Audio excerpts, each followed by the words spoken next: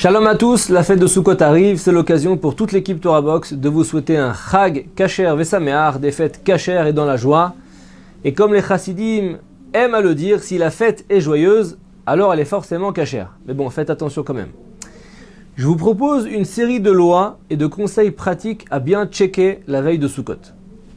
Premièrement, conseil aux hommes, rasez-vous avant la fête, car pendant tout Sukkot, il sera strictement interdit de se raser ou de se couper les cheveux, même si vous n'avez pas eu le temps avant la fête. Il sera néanmoins permis de s'arranger un peu la moustache. Deuxièmement, un autre conseil, lavez les habits que vous avez besoin de mettre pendant Sukkot, car pendant la fête, il est interdit de laver des habits. Les seules choses qu'on permet de laver, mais vous le savez déjà, ce sont des serviettes, des essuie-mains ou des habits d'enfants en bas âge qui se salissent très souvent. Troisièmement, un petit rappel, celui de bien attacher vos 4 espèces de Sukkot avant la fête, puisqu'il est déconseillé de faire un nœud pendant Yom Tov. Souvent, on le fait en catastrophe en dernière minute. Et si malgré ce rappel, vous n'avez pas eu temps ou vous avez oublié, vous pourrez d'après le Chida faire ce qu'on appelle un nœud coulant, c'est-à-dire un nœud qu'on puisse dénouer en tirant simplement une fois sur l'une des extrémités. Et pour savoir comment attacher le loulav, puisqu'il y a une façon de le faire, vous pouvez ouvrir la page 323 du livre Loi et récits de Sukkot. Quatrièmement, une loi pour les femmes. Ce soir, pendant le Kiddush, nous réciterons 4 bénédictions. Boré Peria Gefen, Mekadesh Israël Ve'azemanim, Leshev Basuka et Shecheyanu. Les femmes séfarades ne doivent pas répondre Amen à la bénédiction Leshev Basuka, puisqu'elle est destinée à ceux qui ont l'obligation de résider dans la Souka. Et étant donné qu'elles n'ont pas l'obligation, comme les hommes, de s'y asseoir, cela constituerait donc une interruption entre la bénédiction récitée sur le vin au départ et la consommation du vin. Cinquièmement, une loi obligatoire qu'on néglige souvent. Un homme a l'obligation pendant la fête de réjouir sa femme et ses enfants et tout son entourage. Comment ? Il donnera des friandises à ses enfants et à sa femme il achètera de beaux vêtements et des bijoux suivant ses moyens. C'est des paroles du Rambam et du Shulchan Aruch. On témoigne d'ailleurs à propos du Harizal que concernant son épouse, il l'honorait toujours en lui achetant tous les vêtements qu'elle désirait, même s'il n'en avait pas les moyens. Messieurs donc, et c'est normal, courez acheter un beau vêtement ou un bijou à votre chère épouse, d'autant plus que la Gemara nous dit qu'il n'y a pas mieux pour s'enrichir que de faire plaisir à sa femme, et aussi que les dépenses liées aux fêtes sont intégralement remboursées par Dieu. Sixièmement, une autre loi impérative que nous rappelle le Rambam, c'est de permettre aux personnes qui n'auront pas les moyens de manger de la viande et de boire du vin pendant la fête, c'est un peu la définition de se réjouir pendant la fête, de les aider à se réjouir. Prenez la décision de faire un don à une institution qui s'occupe de délivrer de la nourriture aux nécessiteux pour les fêtes. La Kabbalah nous apprend qu'à Sukkot, c'est encore plus impératif d'aider les pauvres qu'une autre fête, car vous savez qu'on reçoit sous la souka les Ushpizin, les sept invités spirituels de marque.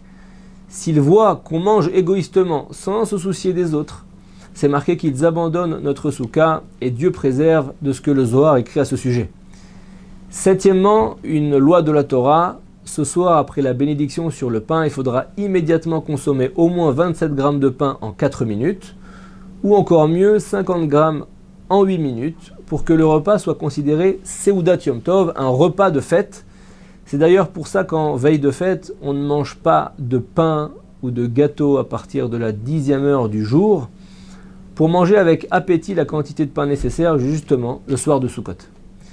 Huitièmement, la halacha, celle d'allumer les bougies avant l'entrée de la fête. Le Rav Chida conseille d'allumer 7 bougies en l'honneur des 7 Ushpizin, ces invités spirituels, mais ce n'est pas obligé.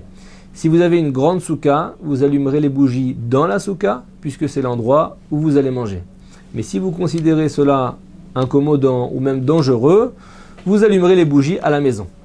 Au moment d'allumer la bougie, évitez de prononcer la bénédiction Shecheyanu, puisqu'elle va être récitée pendant le Kiddush.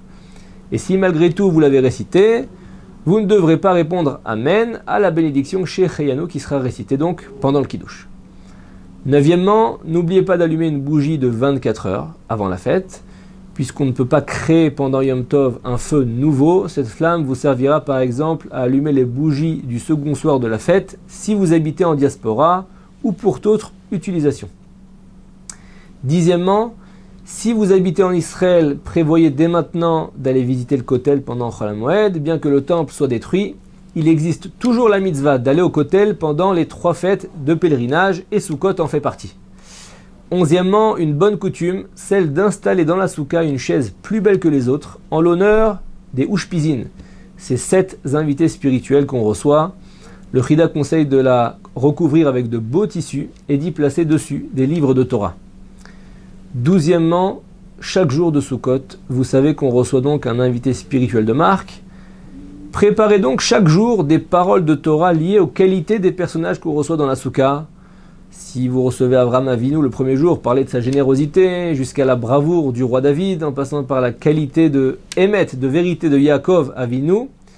Ainsi, chaque Ushpiz, chaque invité vous bénira en grande abondance. Et si vous n'avez pas connaissance de l'histoire de ces personnages, vous trouverez de quoi parler à partir de la page 71 du livre Loi et récits de Sukkot. 13e, un conseil pratique, celui de préparer un grand vase d'eau dans lequel vous mettrez vos arba minim, les 4 espèces de Sukkot, ainsi qu'une serviette humide pour les entourer quand vous allez les transporter pendant la fête. Tout ça pour préserver la fraîcheur des 4 espèces, car rapidement, le hadas, les feuilles de saule ou la harava peuvent devenir inaptes à la bénédiction sur les 4 espèces. 14e, une énorme ségoula pour la réussite. Sukkot est appelé Zman Simchatenu, c'est-à-dire la fête de la joie. Ainsi, si l'on veille à respecter la souka en particulier, si on ne se laisse pas aller à la colère, malgré les verres qui vont se renverser, ou les enfants qui vont se chamailler, si tout le monde garde le shalom dans la souka pendant les 7 jours, si on ne prononce aucun mot futile ou presque, mais seulement des paroles de Torah de sorte à respecter ces invités que l'on reçoit dans la souka, alors sans aucun doute, Akadosh Baruch Hu déversera sur vous la pureté et la sainteté des 7 invités, et il réussira, cette personne, vous réussirez dans toutes vos entreprises. Chag Sameach.